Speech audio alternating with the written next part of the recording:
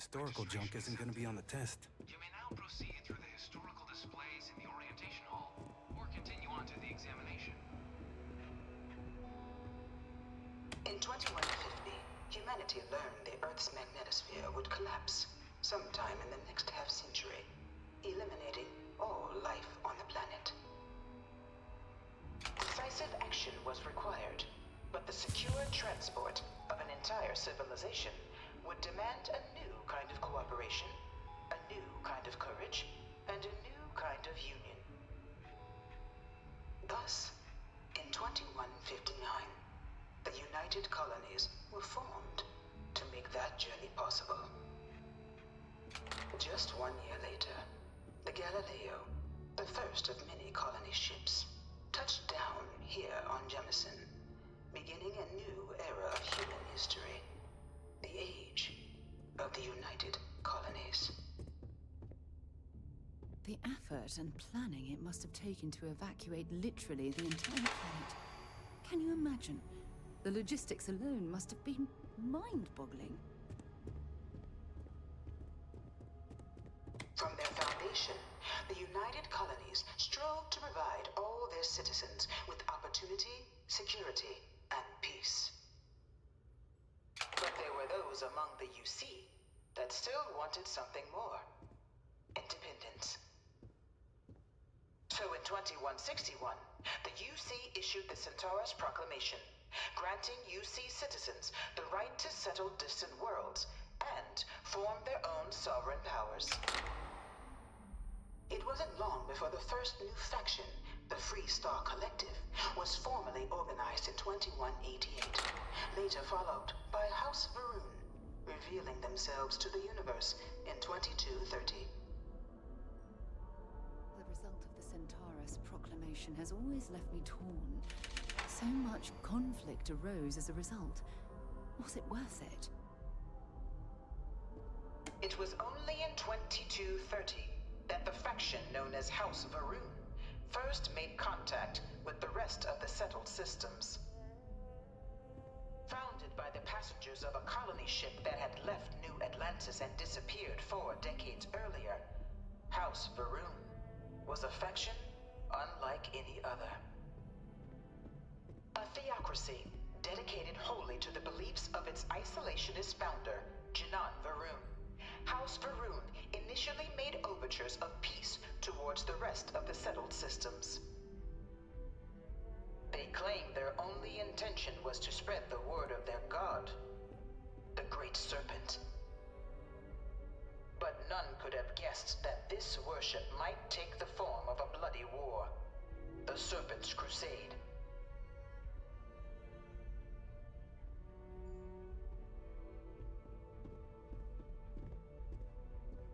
The Freestar Collective was initially founded in 2188, when the citizens of Aquila banded together with the pleasure city of Neon in mutual defense.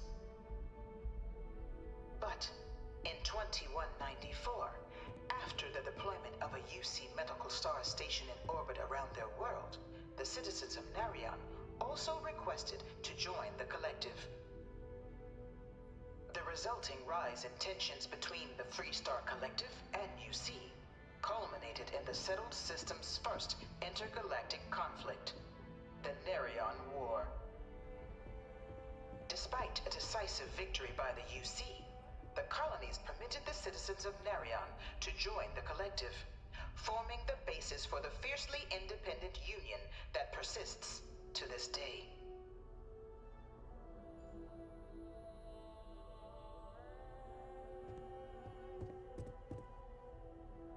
Beginning in 2240, House Varun forces declared all-out war on the rest of human civilization, initiating the Serpent's Crusade. Over the next 23 years, thousands of Freestar, UC, and independent souls were killed by agents of House Varun in the name of their serpent god. It was only with the death of their founder in 2263 and the succession of his heir, Jarek, that House Varun finally sued for peace. There remained However, select members of House Varun who refuse to recognize the cessation of hostilities their leaders established. Even after House Varun's mysterious disappearance, these zealots remain a threat to all who encounter them. Their pacification, a goal of all space.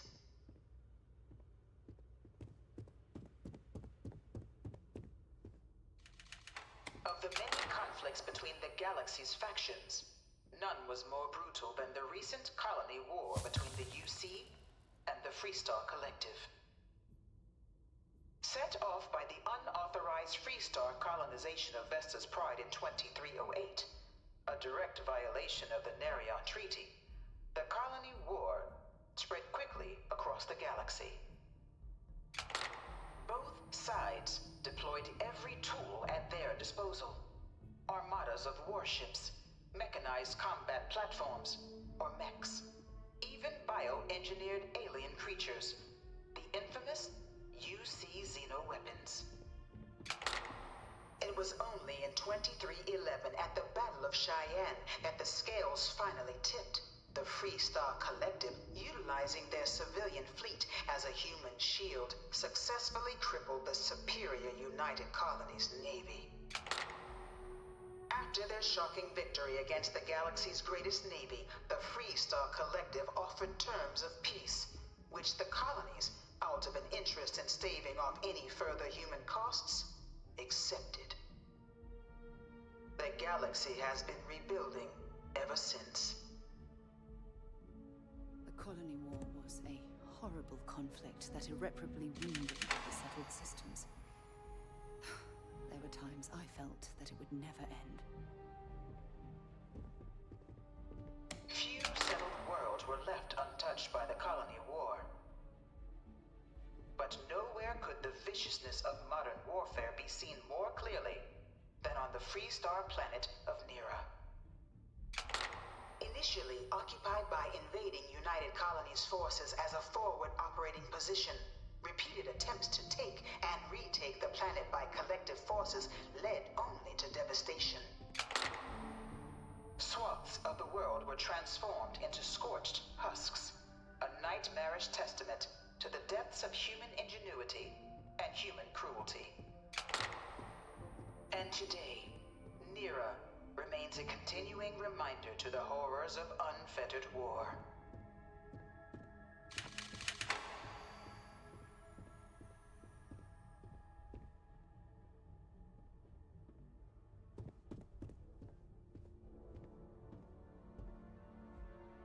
In the midst of the colony war, a different kind of tragedy struck the UC city of Londinian.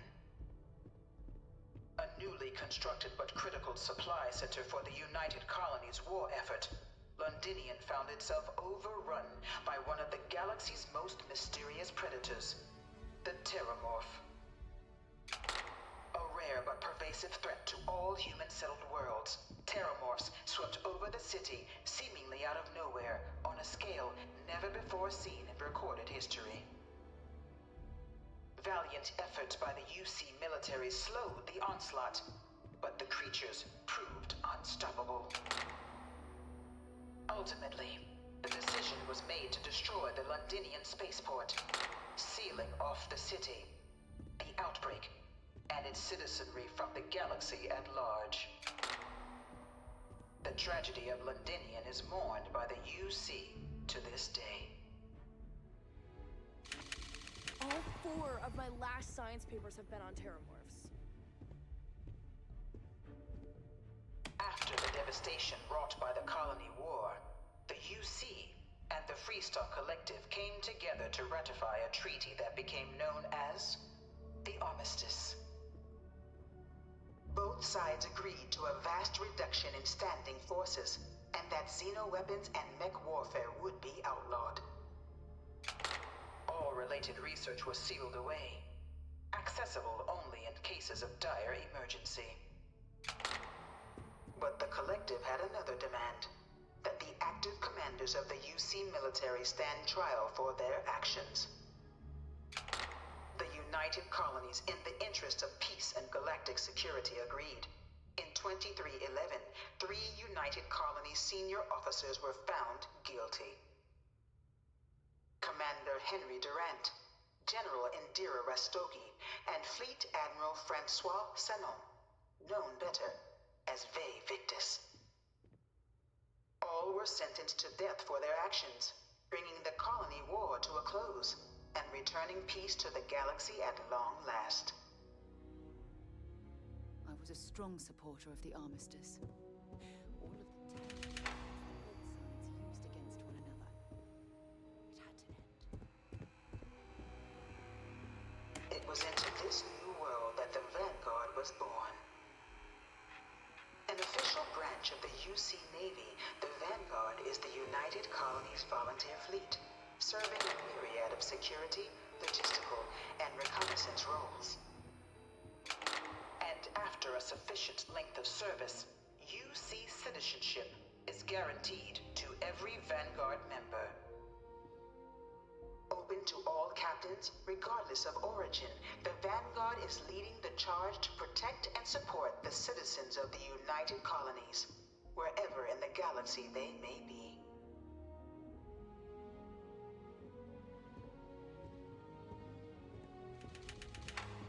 No one is born a United Colony citizen. Only through service to the UC can one hope to earn one's citizenship. But the UC prides itself on taking care of its people. Cost of living controls mean citizens pay less than their foreign counterparts for needs big and small. All citizens are issued a grant upon joining to get themselves on their feet. And only UC citizens have the opportunity to purchase property, getting the chance to live in one of the most beautiful cities in the settled systems. By joining the Vanguard today, you too can begin earning your place here, in the heart of galactic civilization, as a citizen of the United Colonies.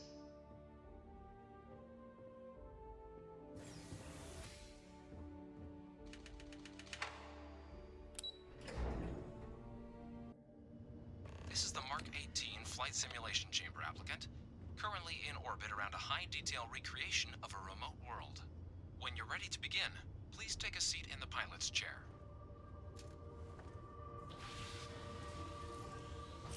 Your exam is simple. Defeat as many tiers of opponents as you can before your ship is disabled. You must defeat at least 3 tiers of opponents to pass the exam. Good hunting, applicant.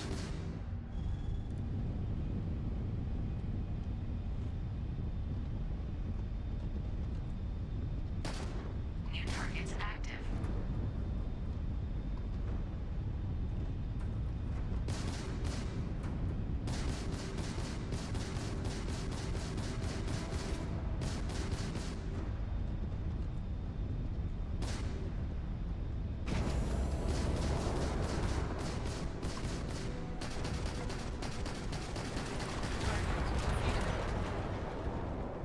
All targets eliminated.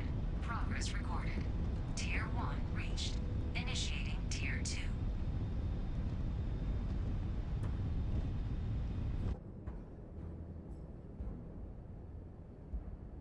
New targets active.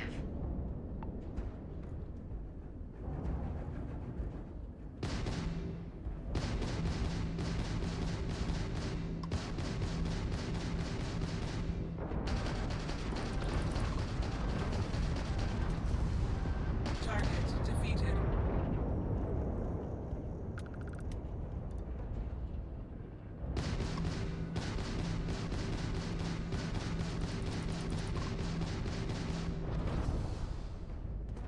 Engine failure detected. All targets eliminated. Progress recorded. Tier 2 reached. Initiating Tier 3.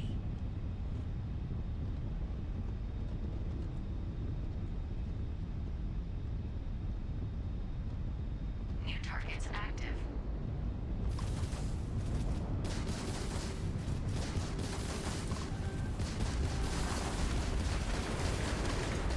Target defeated.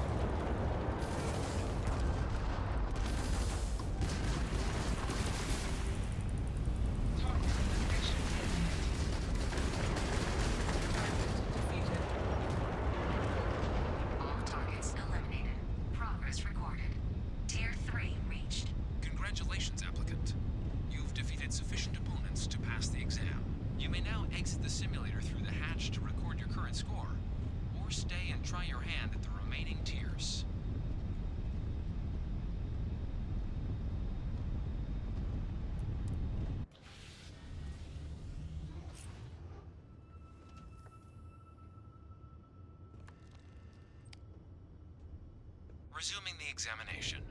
New targets active.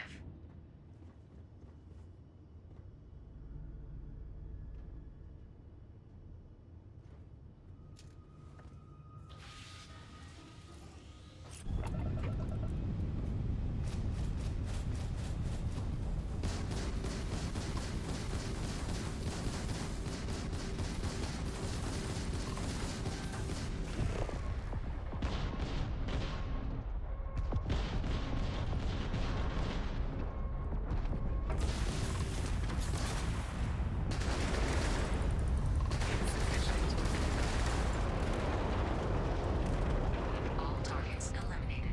Progress recorded. Tier 4 reached. Initiating Tier 5.